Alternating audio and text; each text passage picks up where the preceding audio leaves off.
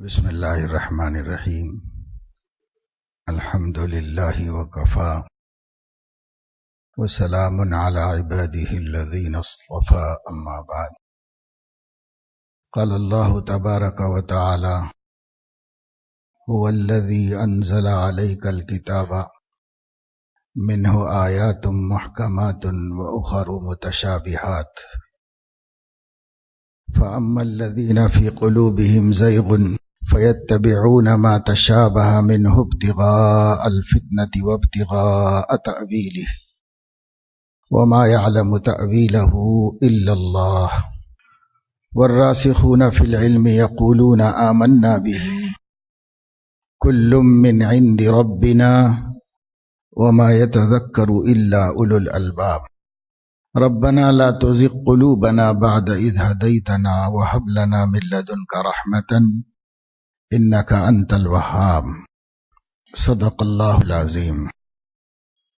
نبی کریم صلی اللہ تعالی علیہ وسلم کے زمانہ دعوت میں کچھ عیسائی علماء حضور علیہ السلام کے پاس آئے اور انہوں نے آپ کے سامنے ایسی گفتگو کی جس سے کتاب اللہ میں اس کے معانی میں تحریف لازم آتی تھی۔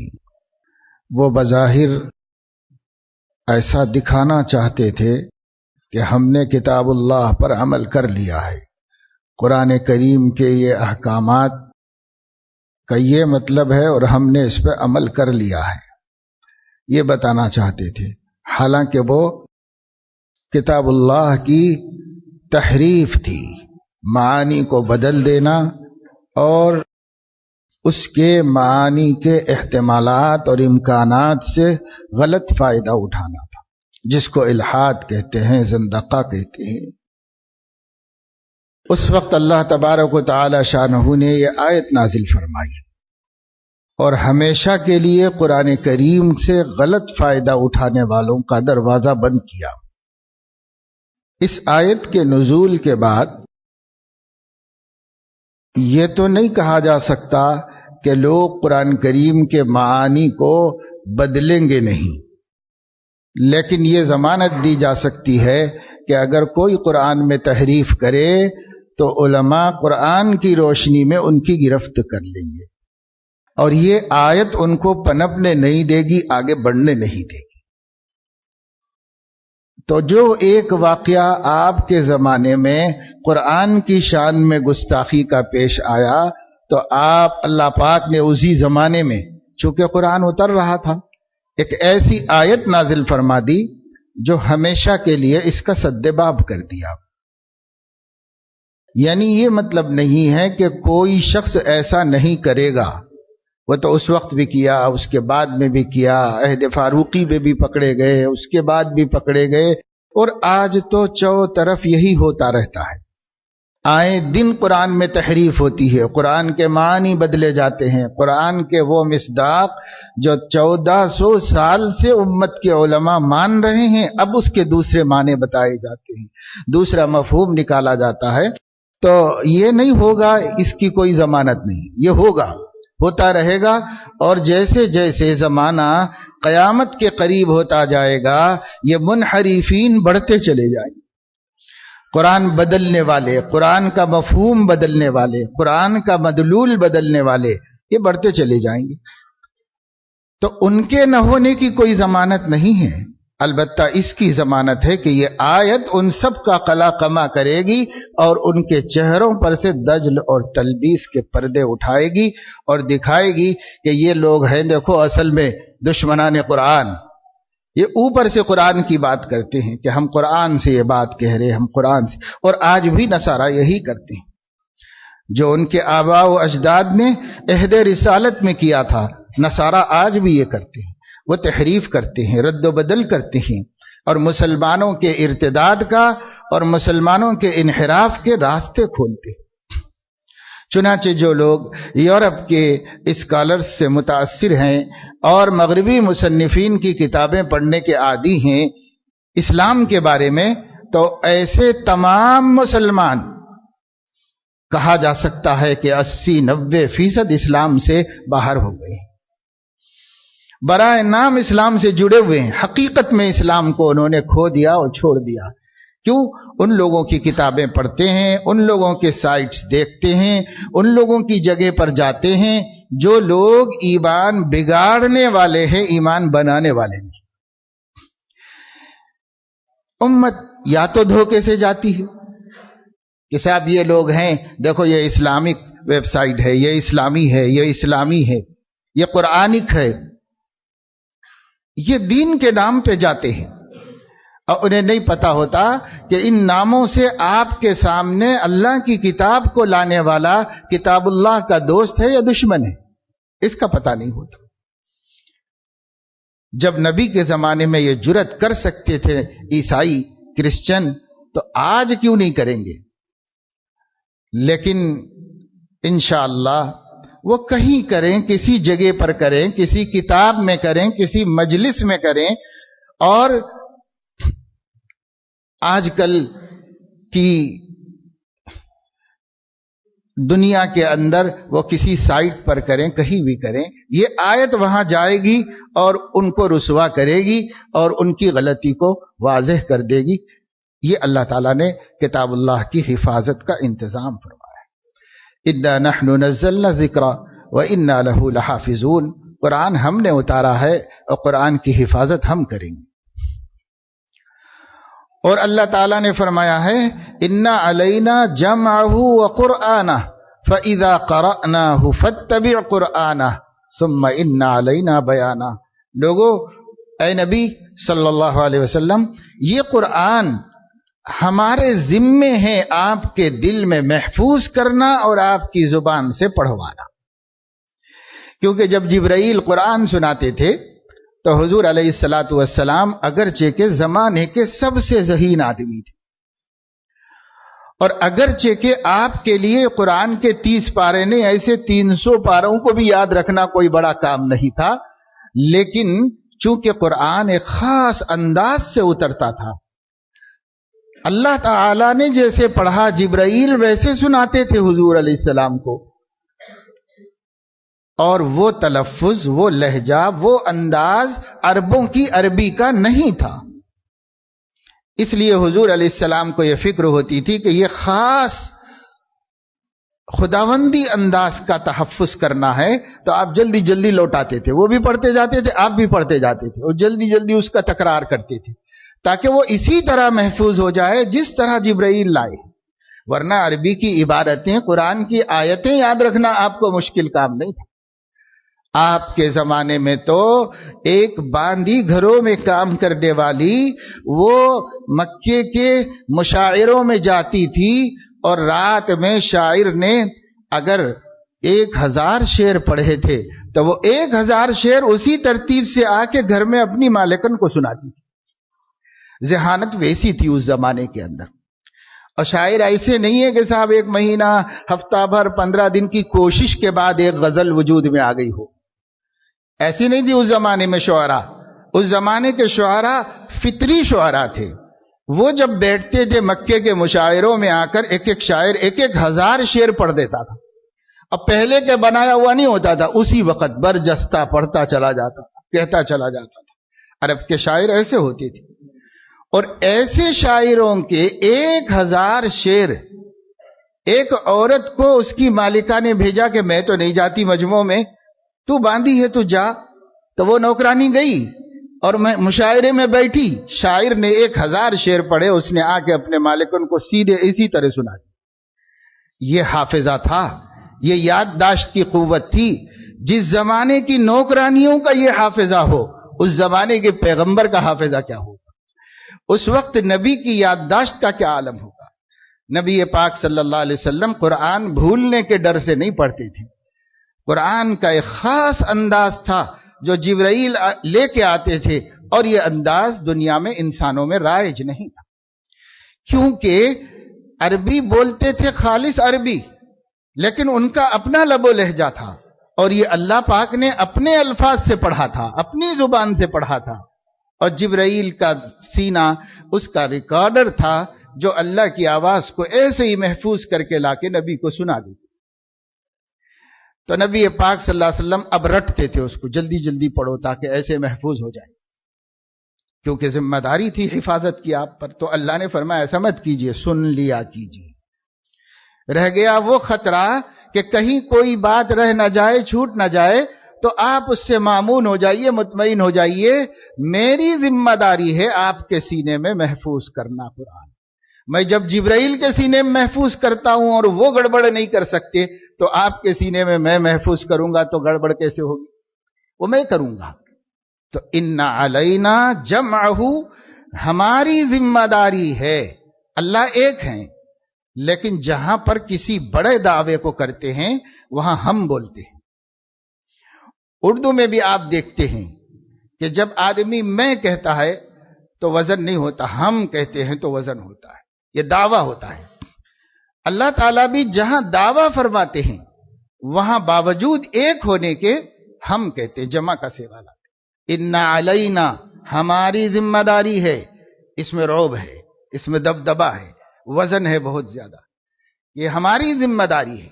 کیا ذمہ داری ہے؟ جمعہ، اس کو محفوظ کرنا آپ کے سینے میں، وقرآنہ، پھر اسی طرح آپ سے پڑھوا بھی دینا. آج بھی آپ دیکھتے ہیں نا، عربی جو ہے تھوڑے تھوڑے فرق کے ساتھ عالم میں بولی جاتی ہے. ایک لب و لہجہ عربوں کا، حجازیوں کا ہے، ایک لب و لہجہ یمنیوں کا ہے، ایک لب و لہجہ جو ہے گلف والوں کا ہے. مختلف قبیلے کے لوگوں کا تھوڑا تھوڑا بدلا ہوا ہے، لیکن سب عربی بولتے ہیں. لیکن لب و لہجہ تھوڑا تھوڑا بڑا ہوا ہوتا ہے، بدلا ہوا ہوتا ہے، اور کہیں کہیں الفاظ تلفظ بھی بدلے ہوئے ہوتے ہیں. تھوڑا سا زبر زیر کے فرق ہوتے ہیں، مگر لفظ وہی ہوتا ہے. اور اس کے باوجود آپ سب کی سننے کے بعد قرآن مجید بھی سنیے، چاہے عجمی نے پڑھا ہو چاہے عربی نے پڑھا ہو، تو آپ دیکھیں گے اس کا بالکل الگ لب و لہجہ ہے، بالکل علیحدہ، سب سے الگ. چاہے وہ کوئی حجازی ہی پڑھے، چاہے وہ کوئی عرب کا بدو جو خالص فصیح عربی بولتا ہو، اس کی بھی تھوڑی دیر کی گفتگو سنو اور تھوڑی دیر اس کی زبان سے قرآن سنو، تو آپ کو سمجھ میں آئے گا قرآن کا اپنا بالکل الگ لہجہ ہے. اسی لیے قرآن کا سیکھنا فرض عین ہے مسلمانوں پر. عربوں پر بھی یہ نہیں کہ وہ تو ہماری زبان ہے ہم جیسے چاہے پڑھیں، نہیں، ان پر بھی فرض ہے قرآن سیکھنا. تو یہ خطرہ اللہ نے اس آیت سے ختم کر دیا. ہم محفوظ بھی کرنے کے ذمہ دار ہیں، ضامن ہیں. آپ سے اسی طرح پڑھوا دینا جیسا ہم پڑھتے ہیں، اس کے بھی ضامن. یہ ہو گیا. اس کے بعد اللہ تعالیٰ نے فرمایا فَإِذَا قَرَأْنَاهُ فَاتَّبِعْ قُرْآنَهُ، پڑھتے وقت جب ہم پڑھ رہے ہوں، چونکہ وہ اصل میں جبرائیل پڑھتے تھے حضور کے سامنے، لیکن وہ بالکل اس طرح لاتے تھے جس طرح اللہ نے پڑھا تھا. اس لیے فرمایا جب ہم پڑھ رہے ہوں تو آپ سنیں، جب ہم پڑھ چکے فَاتَّبِعْ قُرْآنَهُ، پھر اس کی اتباع کیجئے، یعنی ایسے ہی پڑھیے، ایسے ہی پڑھیے جیسے ہم نے پڑھا ہے. ثم ان علینا بیانہ، اب اس کے بعد اس قرآن کے معانی کا بتانا اور ہمارا منشا کیا ہے اس کو مقرر کرنا، یہ ہماری ذمہ داری ہے، یہ بھی ہم کریں گے. ثم ان علینا بیانہ، قرآن کا بیان بھی ہمارے ذمے ہے، قرآن بھی ہمارے ذمے ہے. چنانچہ سیدنا محمد الرسول اللہ صلی اللہ علیہ وسلم قرآن کے قاری بھی ہیں اور قرآن کے مبین اور شارح بھی ہیں. اگر حضور علیہ السلام نہ سمجھاتے تو کوئی قرآن نہ سمجھ سکتا.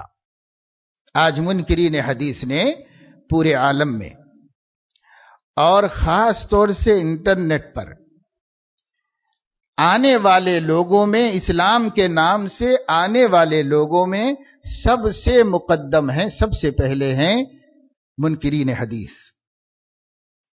جو لوگ کہتے ہیں قرآن کے علاوہ کوئی دلیل نہیں، صرف قرآن دلیل ہے اور کوئی دلیل اسلام کی عقیدے کی نہیں ہے، جو لوگ یہ کہتے ہیں وہ انٹرنیٹ پر اسلام کے نام سے سب سے پہلے آئے.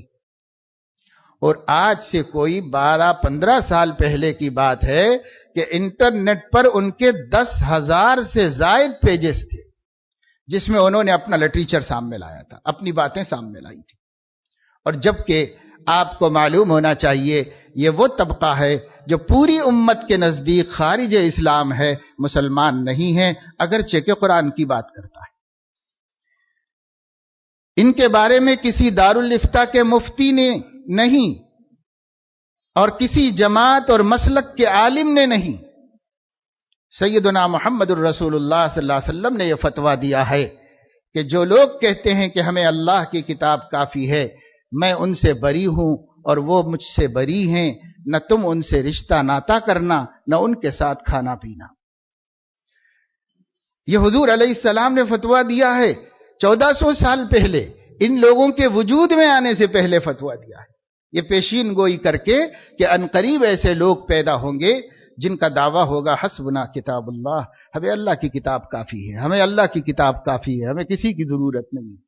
جو یہ کہنے والے ہوں گے یہ پیدا ہوں گے اور انہیں میری حدیثوں سے بھی کوئی مطلب نہیں ہوگا، تو وہ کیسے دین سمجھیں گے؟ وہ دین نہیں سمجھیں گے، اور جب دین نہیں سمجھیں گے تو وہ مجھ سے بری ہیں تو میں بھی ان سے بری ہوں. اور آپ سوچو جس سے نبی بری ہے کیا وہ مسلمان ہوتا ہے؟ وہ بالاتفاق کافر ہے.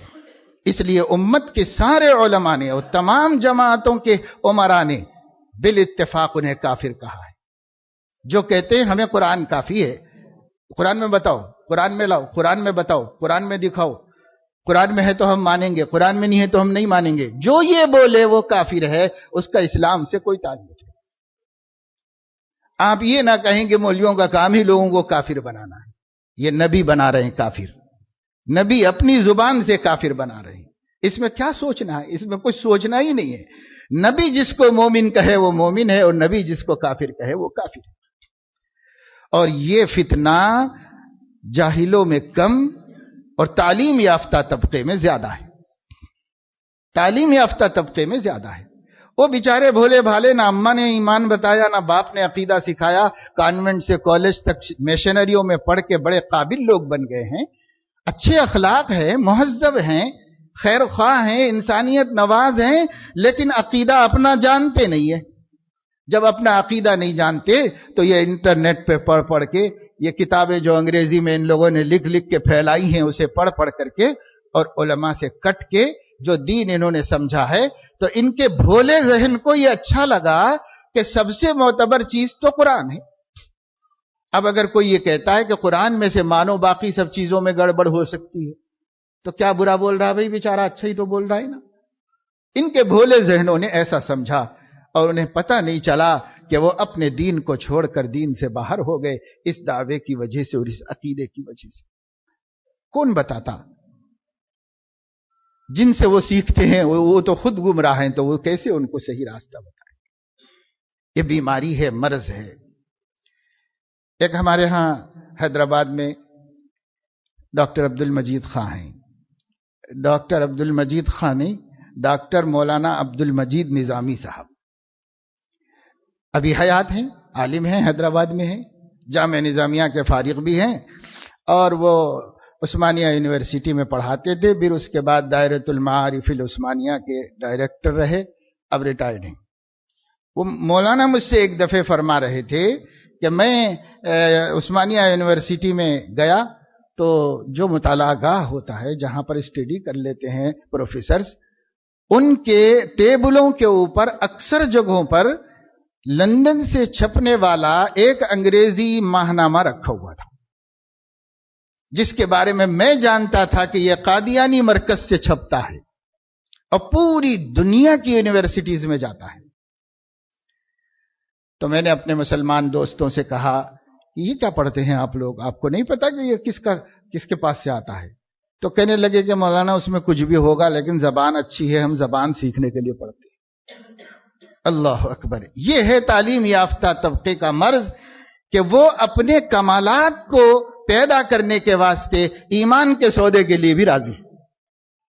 کیا اتنا ایک پڑھا لکھا آدمی نہیں سمجھ سکتا کہ نیچرلی فطری طور پر ہر تحریر کے اندر محرر کے اثرات ہوتے ہیں ہر تقریر میں مقرر کے اثرات ہوتے ہیں اور وہ کسی نہ کسی طریقے سے ذہنوں کو اپیل کرتے ہیں اور آدمی دھیرے دھیرے دھیرے انہی خیالات کی طرف جھک جاتا ہے.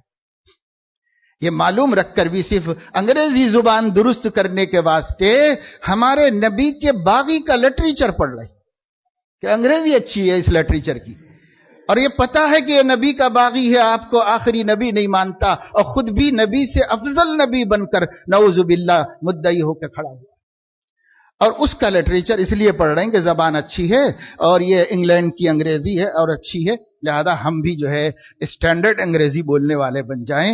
ارے بابا، قبر میں تو عربی میں پوچھا جائے گا من ربک ما دینک من ھذا الرجل الذی بعث فیکم. جہاں ہمیشہ کے لیے رہنا ہے وہاں انگریزی نہیں بولی جائے گی.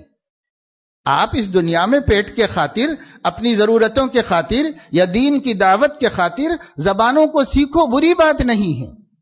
زبانیں سب اللہ کی پیدا کی ہوئی ہے، لیکن زبان کے خاطر ایمان کا اور دین کا سودا کریں، یہ کیسے پڑھے لکھے لوگ؟ ایسے لوگوں کے ایمان اور ہدایت کی کوئی ضمانت نہیں ہے. کب گمراہ ہو جائیں گے کہا نہیں جا سکتا. یہ آیتیں اللہ تعالیٰ نے اسی لیے نازل فرمائیں کہ امت چوکنا ہو جائے. یہ سمجھنا کہ اب میں ہدایت پر ہوں اور مطمئن ہو جانا، اس سے بڑی غلطی اور بھول مسلمانوں کی کوئی نہیں ہو سکتی. اب ہوں ہدایت پر، عقیدہ صحیح ہے، اللہ کو ایک مانتا ہوں، سیدنا محمد الرسول اللہ صلی اللہ علیہ وسلم کو اپنا رہنما قائد اور اپنا ہادی اور رہبر سمجھتا ہوں، قرآن کو کتاب اللہ مانتا ہوں، آخرت کا قائل ہوں، مرنے کے بعد اٹھائے جانے کو مانتا ہوں. یہی تو چیزیں ہیں جس کے ماننے سے آدمی مومن ہوتا ہے. میں مانتا ہوں، اب مانتا ہوں، لیکن یہ ماننا کب تک قائم رہے گا اس کی کوئی ضمانت نہیں، اس کی کوئی ضمانت نہیں. کبھی بھی ذہن بدل سکتا ہے. صحیح حدیث میں ہے، صدیقہ عائشہ رضی اللہ تعالی عنہا فرماتی ہیں، میں سنتی تھی، دیکھتی رہتی تھی کہ آقا صلی اللہ علیہ وسلم کثرت سے یہ کلمات فرماتے تھے، یا مقلب القلوب ثبت قلبی علی دینک، یا مقلب القلوب ثبت قلبی علی دینک. اے دلوں کے پھیر دینے والے، اے دلوں کے پلٹ دینے والے، میرے دل کو آخر وقت تک اپنے دین پر ثابت رکھ. کثرت سے نبی یہ دعا فرماتے تھے. تو صدیقہ فرماتی ہیں کہ میں نے ایک دن عرض کیا کہ میں دیکھتی ہوں کیا وجہ ہے، کیا سبب ہے کہ اس کثرت سے آپ یہ دعا مانگتے ہیں. اے دلوں کو پلٹ دینے والے، میرے دل کو ہدایت کے بعد پلٹ نہ دے، مجھے میرے دل کو ہدایت پر قائم رکھ. نبی ہو کر، انسانیت کے ہادی ہو کر، رہنما ہو کر آپ یہ کہتے ہیں. آپ کو خدا نے چنا ہے، آپ کو خدا تعالیٰ نے اپنا نبی بنایا ہے، آپ کو خدا تعالیٰ نے ہدایت کے لیے مبعوث فرمایا ہے، آپ پر قرآن اتارتا ہے، اور آپ کہتے ہیں کہ میرا دل پلٹ نہ جائے. ہمیشہ اس کی دعا کرتے رہتے، آپ کثرت سے اس کی دعا کرتے ہیں. مطلب یہ تھا حضرت عائشہ کا کہ کیا آپ کو اطمینان نہیں کہ میں ہدایت پر رہوں گا اور ہدایت پر مروں گا، کیونکہ میں تو نبی ہوں، اور نبی کو اللہ تھام کے رکھتا ہے، نبی کو اللہ سنبھال کے رکھتا ہے. نفس کا غلبہ نہیں ہو پاتا، شیطان نبی پر قابو پا نہیں سکتا. شیطان تو نبی کا خواب میں بھی تمثل اختیار نہیں کرتا، تصویر نہیں بن سکتا، نبی کی آواز نہیں بنا سکتا. تو پھر نبی کو کیا خطرہ تھا، کس سے خطرہ تھا؟ صدیقہ کے سوال پر آقا صلی اللہ علیہ وسلم نے ارشاد فرمایا کہ عائشہ، کوئی دل ایسا نہیں ہے جو رحمان کے 2 انگلیوں کے بیچ میں نہ ہو. جب وہ چاہے تو ادھر پلٹ دے اور جب وہ چاہے تو ادھر پلٹ دے. وہ کسی طرف پلٹے گا تو ہدایت ہو جائے گی، اور کسی طرف پلٹے گا تو ضلالت ہو جائے گی. وہ اس کے ہاتھ میں یتقلبہ کیف یشاء، جیسا چاہے پلٹ دے سکتا ہے وہ اس کو، اور وہ مالک و مختار ہے، جو چاہے کر سکتا ہے. میں اس سے ڈرتا ہوں، اس بے نیاز نے اگر دل پلٹ دیا تو پھر ہم کہاں کے رہیں گے. اس لیے مانگتے ہیں. واقعہ یہ ہے کہ حضور علیہ السلام کو اصلاً پھر بھی یہ خطرہ نہیں تھا، لیکن آپ اپنے تفکر کے ذریعے اس امت کو متفکر کر دینا چاہتے تھے۔ آپ صلی اللہ علیہ وسلم اپنے عمل سے لوگوں کو بتانا چاہتے تھے کہ بندو، امتیوں، تمہارا نبی مامون نہیں ہے، تم کیسے مامون رہ سکتے ہو دنیا میں؟ یہ بتانا چاہتے تھے۔ یہ تربیت کا اعلیٰ درجہ تھا، یہ ذہن بنانے کا سب سے عمدہ طریقہ تھا جو ہمارے آقا صلی اللہ علیہ وسلم اختیار فرماتے تھے، ورنہ ان کو نہ اول خطرہ تھا نہ آخر خطرہ تھا۔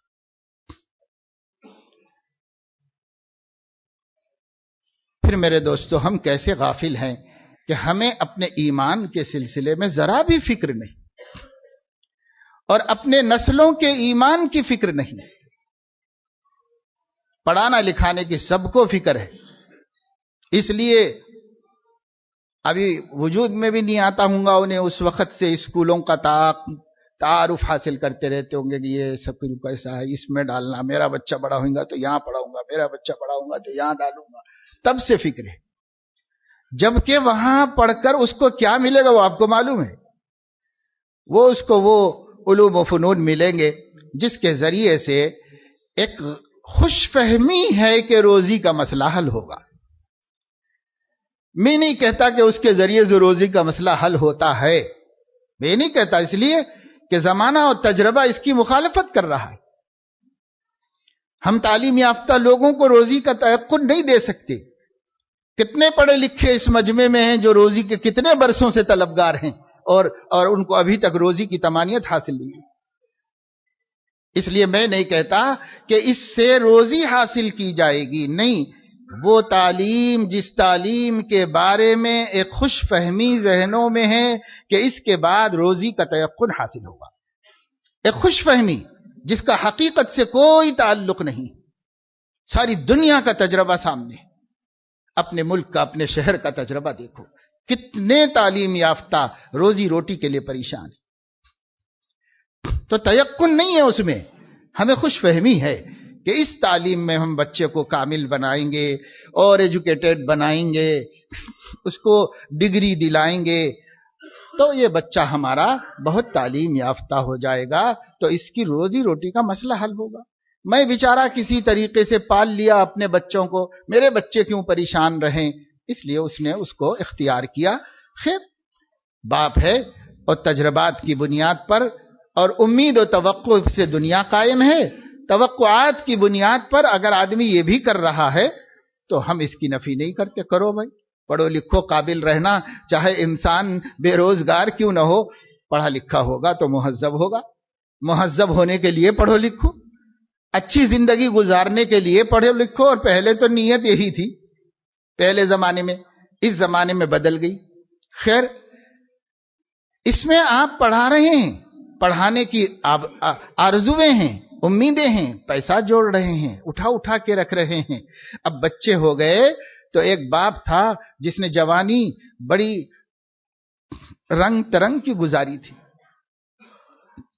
اور خوب خواہشات پوری کی تھی، اچھا سے اچھا پہنتا تھا، اچھا سے اچھا کھاتا تھا، بوٹ اچھا ہو، سوٹ اچھا ہو، کپڑے اچھے ہوں، سامان اچھے ہوں، رہن سہن اچھا ہو، زندگی اچھی ہو، لیکن اس نے اپنی ان آرزوؤں کو سائیڈ میں کر دیا۔ اب میرے بچے ہیں، ان بچوں کے لیے مجھے جمانا ہے، جوڑنا ہے۔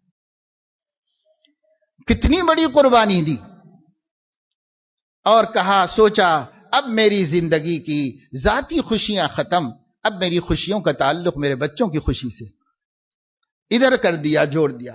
ایسی بڑی قربانی دی، دینا ہی چاہیے، یہی تو باپ ہونے کی علامت ہے۔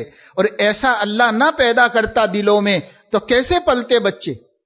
بچے ہونے کے بعد بھی باپ کو اپنی ہی فیشنوں کا شوق رہ جائے گا تو اس کے بچے کیسے پلتے، کیسے پڑھتے، کیسے بڑے ہوتے؟ اس لیے ماں نے بھی اپنی خوشیوں کو قربان کر دیا، باپ نے بھی قربان کیا، اور یہ بچوں پر لگایا سب کچھ، کمائی کو، محنت کو۔ ان کو اچھا دیکھ کے خود اچھے رہے، ان کو خوش دیکھ کے خود خوش ہوئے، اور یوں بچوں کو بڑا کیا۔ اچھا، یہ سب کیا، کرنا ہی تو چاہیے تھا، لیکن کیا اگر وہ باپ مومن ہے تو اس کے سامنے بچوں کا مسئلہ صرف یہی ہے کہ وہ اچھا کھائیں پیئیں، کھیلیں کودیں، پارکوں میں جائیں، ان کی چھٹیاں اچھی گزریں، اور وہ خوش رہیں, میرے بچے روتے ہوئے نظر نہ آئے, میری بیٹی کے آنکھ میں آنسو نہ دکھائی دے, یہی سب اتنی محبت, اور مسئلہ یہیں پر ختم ہے. کیا اس کی یہ بیٹی کے واسطے موت کا مسئلہ نہیں ہے, برزخ کا مسئلہ نہیں ہے, قبر میں جا کر فرشتوں کو سامنا کرنے کا مسئلہ نہیں ہے, حشر میں خدا کو حساب دینا اور نبی کو منہ دکھانے کا مسئلہ نہیں ہے, اور جنت و دوزخ کے ابدی فیصلوں کا مسئلہ نہیں ہے. یہ مسئلے اگر تقابل اور ٹیلی کر کے دیکھے جائے تو سب سے بڑا مسئلہ تو یہ ہے, اس سے بڑا کوئی مسئلہ نہیں ہے ایک مومن کے سامنے اس کی اولاد کے واسطے, اس سے بڑا کوئی مسئلہ نہیں. لیکن حیف ہے, افسوس ہے کہ مسلمان نے کبھی اس مسئلے کو مسئلہ نہیں سمجھا. وہ 2 روٹی 2 بوٹی کے مسئلے ہی کو مسئلہ سمجھا, اس مسئلے کو مسئلہ نہیں سمجھا. تو آج اس کا نتیجہ یہ ہے, ہمارے بچے کب مرتد ہوتے ہیں پتہ نہیں چلتا, پتہ نہیں چلتا. اور اب تو ہمیں ڈر لگ رہا ہے کہ ہم کسی فتنے کے بارے میں, کسی فتنہ گر کا امت کو تعارف کرائیں, اس کا نام عوام کے سامنے لیں. اس لیے ڈر لگ رہا ہے کہ جب آپ سنیں گے کوئی نئی بات تو آپ کے جیب سے موبائل نکلے گا اور آپ فوراً اس پر جائیں گے, اس کی سائٹ دبا دیں گے, اور پھر اس کے بعد خدا جانے آپ اپنے سابقہ علم کے ذریعے سے اپنے عقیدے کا تحفظ کر سکیں گے یا اس ایمان کے ڈاکو کے سر چڑھ جائیں گے, اس کے ہتھے چڑھ جائیں گے اور ایمان غارت کریں گے. ہم نہیں بول سکتے. ہم نے مجلسوں میں دیکھا ہے کہ صاحب فلاں آدمی ہے, تو بیٹھے ہوئے بعض لوگوں نے فوراً نکالا, اسے جا کر اس کا نام مارا اور دیکھنا شروع کر دیا. بیان ہو رہا ہے اسی فتنے کے بارے میں, لیکن ادھر بیان کرنے والا اس فتنے کی خطرناکی آپ کو بتا رہا ہے, اور آپ نے اپنے موبائل پر اسی کی سائٹ کھول کے اس کی سن رہے ہیں کہ وہ کیا بول رہا. جبکہ ہمارا دین, ہمارا ایمان, ہمارا علم پہلے سے اتنا نہیں ہے کہ ہم فتنے کا جواب دے سکیں یا اس کے مقابلے میں اپنے ایمان کا, عقیدے کا تحفظ کر سکیں. ہمارا علم ہے ہی کتنا دین کے بارے میں. ہمارے نوجوانوں کا 30 سال کی عمر کا, 40 سال کی عمر کا, اور اس وقت تو جو اچھے خاصے جوانوں کے باپ بنے بیٹھے ہیں ان کا بھی دین کا علم کتنا ہے, وہ عقیدے کو کتنا جانتے ہیں. جب آپ اپنا صحیح عقیدہ نہیں جانتے, صرف اپنے بڑوں کی وجہ سے عقیدے پہ قائم ہیں, اگر آپ کے سامنے دوسرا اپنا عقیدہ پیش کرے گا تو تقابل کیسے کرو گے, اور کیسے کہہ سکو گے کہ تم غلط ہو ہم صحیح, کیسے کہہ سکو. بس یہاں پر وہ ٹرننگ پوائنٹ آئے گا جب پشتوں سے مسلمان چلے آنے والوں کے گھروں کے اندر بھی ایک نوجوان اسلام کے سے نکل کر ارتداد کا شکار ہو جائے گا, چاہے وہ علماء کی اولاد ہو, اولیاء کی ہو, صحابہ کی اولاد. آج کیسے کیسے لوگ ہیں, آپ 2-4 دن سے خبر سن رہے ہیں کہ ایک سعودی خاتون نوجوان لڑکی وہ یورپ کی پناہ میں جا کر, اقوام متحدہ کی پناہ میں جا کر یہ کہہ رہی ہے میں اسلام چھوڑ چکی ہوں, مجھے اسلام کے سرزمین پر بھی نہیں جانا ہے. یہ حجازی لوگ ہیں, حائل کے رہنے والی. حائل میں کہتے ہیں کہ مذہبی لوگوں کی کثرت ہے, اور وہاں یہ لوگ وہ ہیں جن میں بہت سو کے اوپر چلے جاؤ تو ہمارے نبی کے اصحاب و انصار ہیں اور ان کی اولاد ہے. اور وہ یہ کہہ رہی ہے کہ میں اسلام چھوڑ چکی ہوں, مجھے اسلام کی زمین پہ بھی نہیں جانا ہے, ہمیں وہاں رہنا نہیں ہے.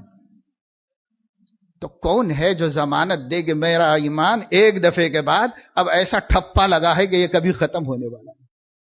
کون ضمانت دے؟ کسی کے ہونے کچھ نہیں. نوح علیہ السلام کا بیٹا گمراہ ہوا اور اللہ نے فرمایا انہو لیس من اہلک انہو عمل غیر صالح. اے نوح وہ تمہارے گھر والا نہیں ہے کیونکہ وہ ایمان والا نہیں. اگر ایمان لاتا تو میں آپ کے گھر والوں میں شمار کرتا, لیکن یہ جو 80 مرد اور عورتیں آپ کے ساتھ کشتی میں ہیں یہ آپ کے رشتہ دار نہیں ہیں لیکن یہ ایمان والے ہیں, اس لیے ان کو آپ کے اہل شمار کرتا ہوں. آپ کی فیملی شمار کرتا ہوں ایمان والوں کو, لیکن فیملی کا فرد اگر ایمان سے باہر ہے تو میں آپ کی فیملی نہیں مانتا اس کو.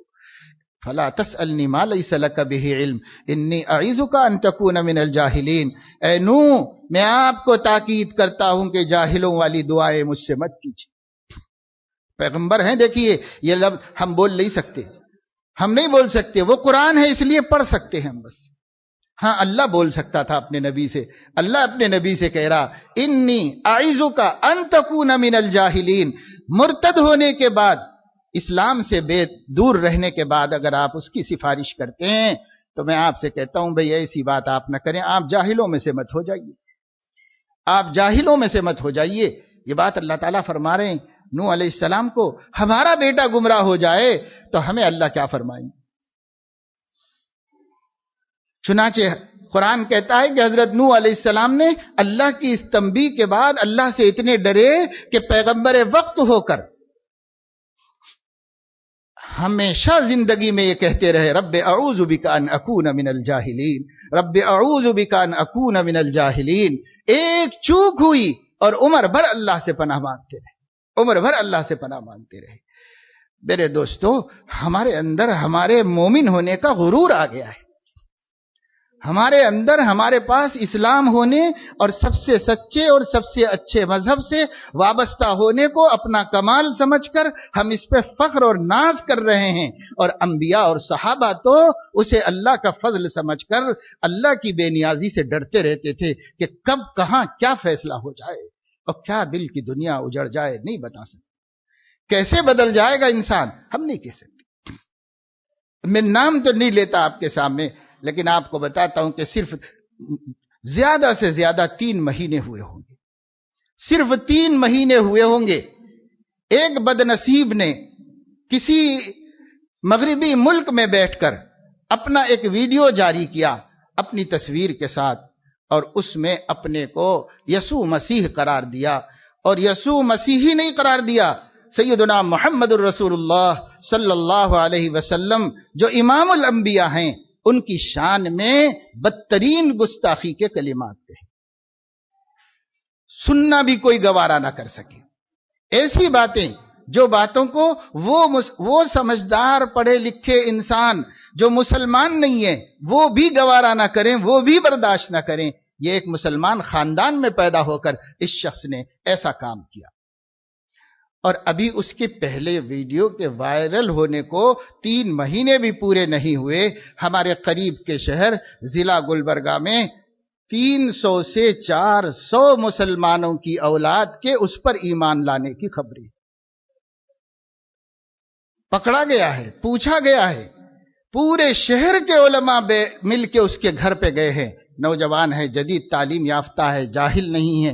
وہ کہہ رہا ہے کہ میں نہیں مانتا، میں یہی مانتا ہوں جو میرا عقیدہ ہے. میں آپ کی بات سن ہی نہیں سکتا، مجھے آپ کی بات ماننی ہی نہیں ہے.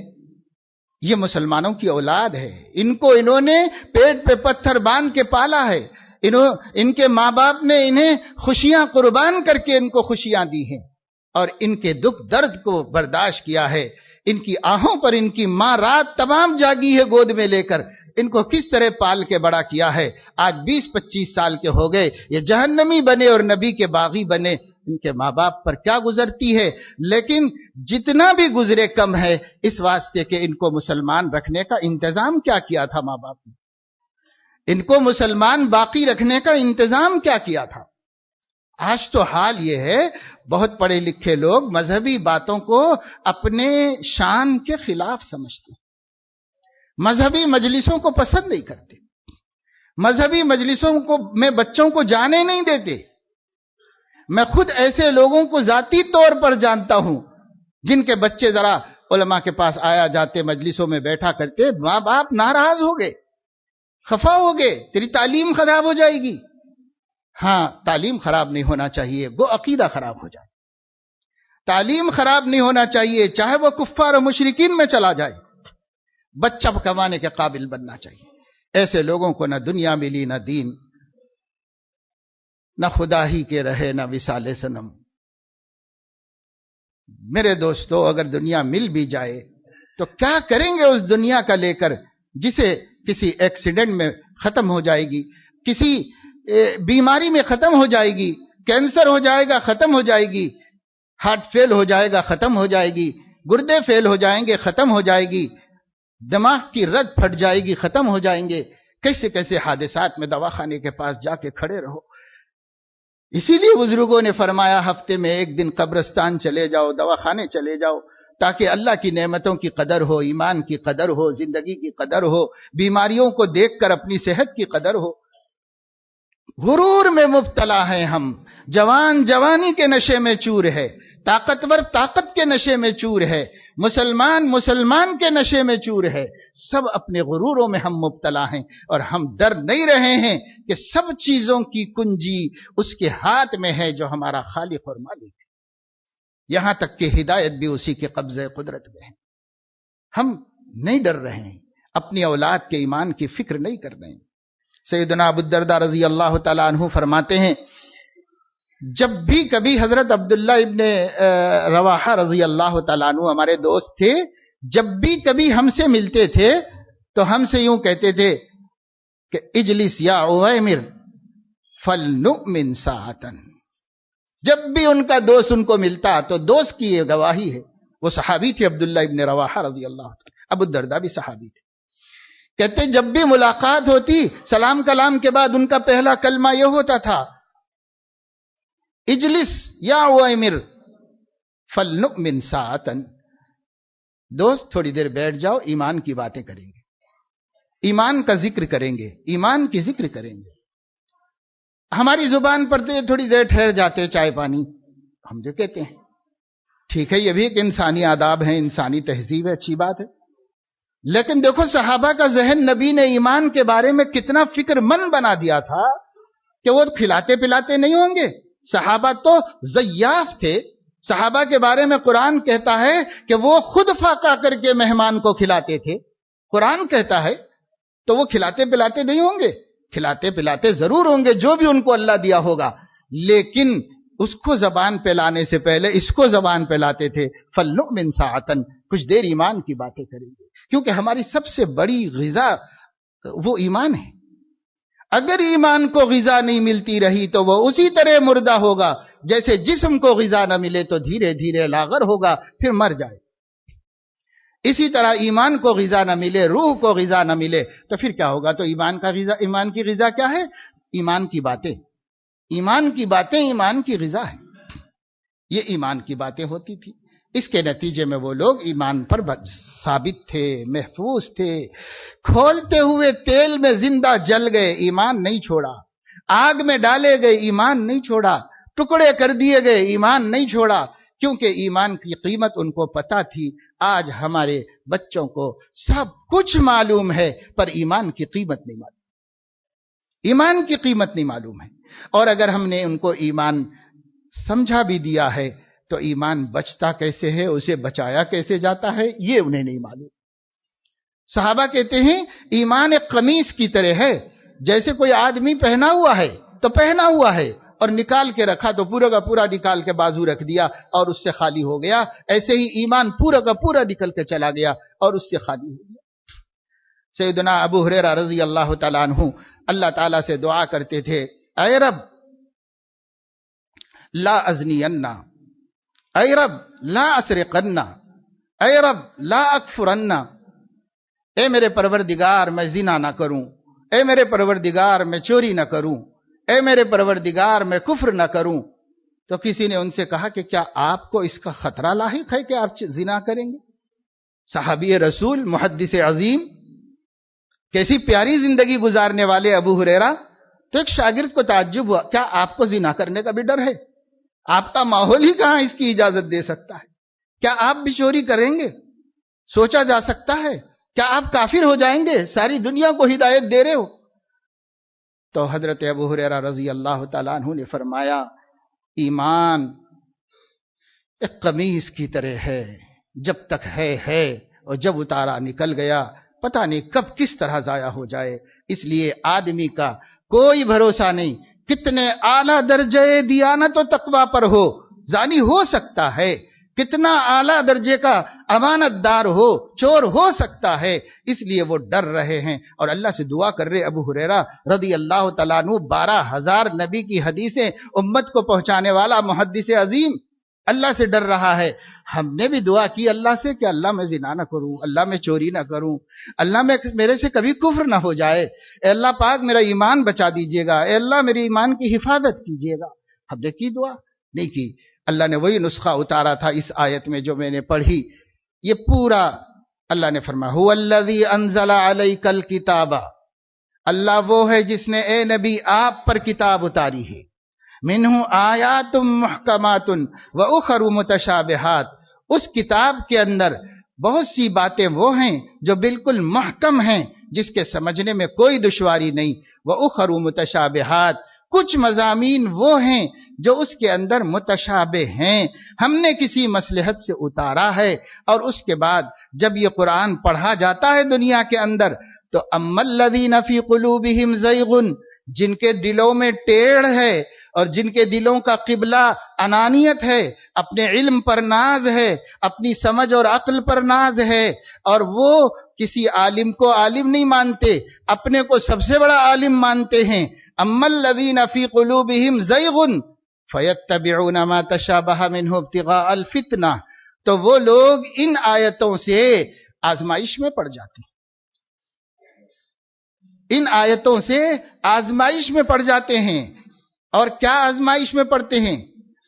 وابتغاء تأویلہ، آزمائش یہ تھی کہ ان آیتوں کو جب پڑھیں تو اس کے معانی کو اللہ کے حوالے کر دیں اور اس کے بارے میں لب کشائی اور اپنی عقل کی آمیزش کی کوشش نہ کریں. نبی نے بتایا ہے تو تشریح مان لیں، اور نبی نے تشریح چھپائی ہے تو وہاں زبان درازی نہ کریں اور وہاں پر اپنے ذہن کو اس میں الجھائیں نہیں. یہ ایک طریقہ ہے. اور ایک طریقہ یہ ہے کہ تعویلات کرنا شروع کریں، یہ ہو سکتا ہے، یہ ہو سکتا ہے، یہ مطلب ہوگا، یہ ہوگا، یہ نہیں ہوگا، یہ ہوگا، تعویلات شروع کریں. اللہ فرما رہے ہیں جن کے دل ٹیڑھے ہیں یعنی جن کی ہدایت کا قبلہ اللہ تعالیٰ نے بدل دیا ہے، وہ لوگ کیا کرتے ہیں؟ آزمائش میں پڑھ کر تعویلات کرنا شروع کر دیتے ہیں، اس کی تفسیر کرتے ہیں اپنی عقلوں سے. ان کے بارے میں اللہ نے یہ طے کیا کہ یہ وہ لوگ ہیں جن کے دلوں میں ٹیڑھ ہے، ان کے دلوں میں ٹیڑھ ہیں. ان کے مقابلے میں قرآن پڑھنے والوں کی ایک دوسری جماعت ہے، والراسخون فی العلم، جن کو اللہ نے اتنا علم دیا ہے جو وسیع بھی ہے، عمیق بھی ہے، گہرائی علم میں بہت زیادہ ہے، اور وہ ان کے دل کے اندر پیوست ہو چکا ہے، راسخ فی العلم ہے. وہ کیا جواب دیتے ہیں یہ پڑھ کر کے؟ وہ کہتے ہیں آمنا بہ کل من عند ربنا، ہم اس کو سمجھنے کی بھی کوشش نہیں کریں گے، ایمان لاتے ہیں سب اللہ نے اتارا ہے، سب اللہ نے اتارا ہے، ہمارا ایمان ہے. ہم محکمات کو لے لیں گے اور متشابہات میں اپنی عقل کے گھوڑے نہیں دوڑائیں گے. یہ اللہ نے ان کے بارے میں فرمایا. وما یذکر الا اولو الالباب، اور یہ جو اللہ نے انسانوں کی دو قسمیں بتائی ہیں، اس سے نصیحت صرف وہی حاصل کریں گے جو عقل والے ہیں اور جو عقلوں سے پیدل ہیں اور اپنے کو بہت عقل مند سمجھتے ہیں، وہ اس میں گریں گے. اور عقل مند جنہیں اللہ نے علم صحیح عطا فرمایا ہے وہ اس سے بچیں گے اور اپنے کو بچا. اس کے فوراً بعد یہ آیت ہے، ربنا لا تزغ قلوبنا بعد اذ ہدیتنا وہب لنا من لدنک رحمتا انک انت الوہاب.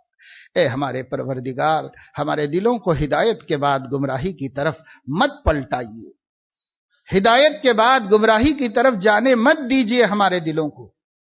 وَهَبْ لَنَا مِن لَّدُنْكَ رَحْمَةً، ہم چاہے کسی اہلیت کے نہیں، کوئی حق نہیں رکھتے اپنی نالائقیوں سے، مگر خاص اپنے کرم سے ہم پر یہ رحم فرما دیجئے، ہمارا خاتمہ ایمان پر ہو جائے.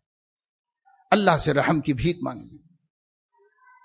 انک انت الوہاب، آپ بہت عطا کرنے والے اور بہت دینے والے ہیں، بنا استحقاق دینے والے ہیں. یہ اللہ تعالیٰ سے دعا مانگنا. مفسرین فرما رہے ہیں یا تو یہ وہ راسخین فی العلم کی دعا ہے، یا اللہ پاک ان کی بات ختم کرنے کے بعد یہ فرما رہے ہیں لوگوں اگر چاہتے ہو کہ تم ٹیڑھے دلوں والوں میں نہ گرو تو تم یہ دعا مانگتے رہو.